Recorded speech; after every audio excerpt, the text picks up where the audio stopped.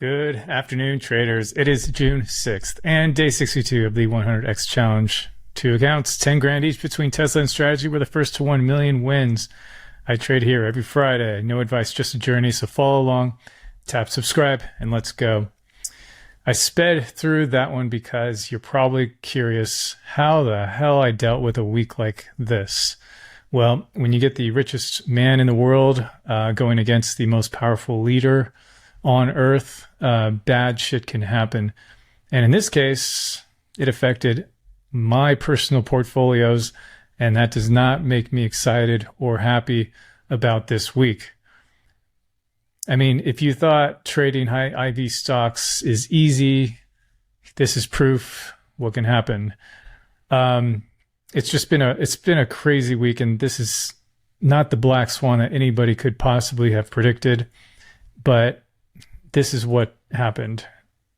My Tesla account went from 16,000 last Friday, and in only a week dropped by almost $5,000, which is about 33% of my entire portfolio.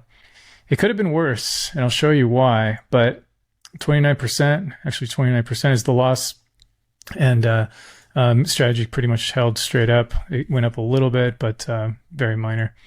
So looking at the balances here, Tesla is now up only 14%. Strategy is up 25%. They are barely trailing the underlying stocks, which is about right. We need these things to perform in order for our options trades to go higher. So we're playing with leverage here. That's kind of the, I guess, lesson of the day, is that when you play with leverage and you are collecting income, sometimes there is risk to it. Income comes every single week from Tesla. Every single week I was making $300 to $400 per week. But what happened this week just cannot be rationalized. So we started up here. Last Friday was actually right in this 350 to 355 area. That's when I made the trade. And I had a basic, let's see here. I sold at a 330. So if I had sold at 350 at the money, then this would have just gotten, my account just would have gotten crushed even harder. But I try and play conservative, and 330 was looking really, really good up until Thursday. So, I thought we were looking fine, and then bam, yesterday comes, they blow up, they basically go at it. The markets just almost laughed it off. I mean, Musk has now pissed off both the right and the left politically. And I don't know if these are all Trumpers that are selling or what's going on, but I mean, I think that it's fair to say that investors of Tesla just are sick of Musk getting so involved in Trump's business. Even if he's right in his arguments, it's just like, as an investor, we just want you to focus on the companies. So as a shareholder, we care about the bottom line, but we also care about the leader focusing on the bottom line. And so here we go. Price went all the way down to 274, and it's since rebounded, or at least had a relief rally. And 297 is where we sit today. I wish it would go up just a little bit over the next couple minutes so that we could get the best prices on our upcoming trades here. But anyhow, that's reality. That's where we're at. And so how does that, well, first off, this is what it's like to be a Tesla investor.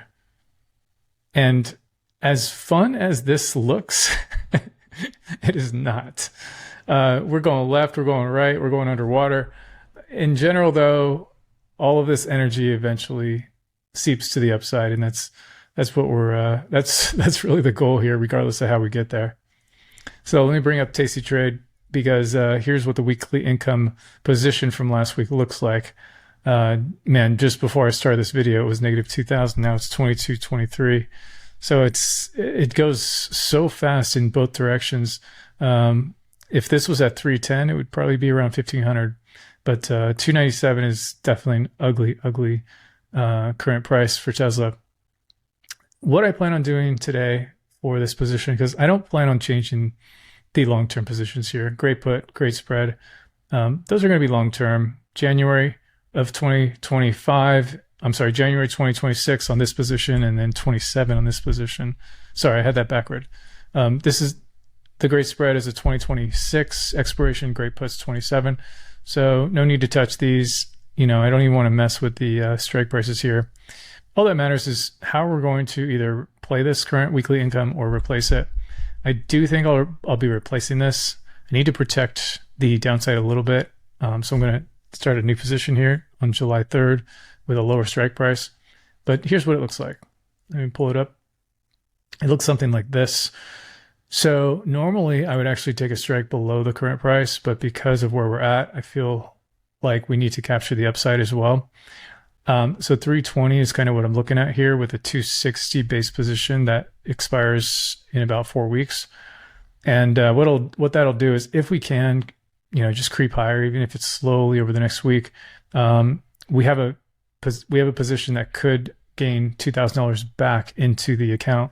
So that's kind of what I'm hoping for, is that we get a relief back upward and make up for a lot of the loss we incurred this week. If we go down, we could absolutely still lose quite a bit. So this is a little bit risky, and I'm taking a bet that at least by July 3rd, Tesla can rally back and it won't stay in these mid 250s. So a little bit risky. I'm willing to take the risk. I will keep rolling this position out so we never really expire near this. The good thing is IV is high right now, so it's a little bit higher than normal. So that means the price here on the June 13th, we're getting a little bit better than normal on this covered call. All right, so let's close that position and we'll go ahead and set this new order.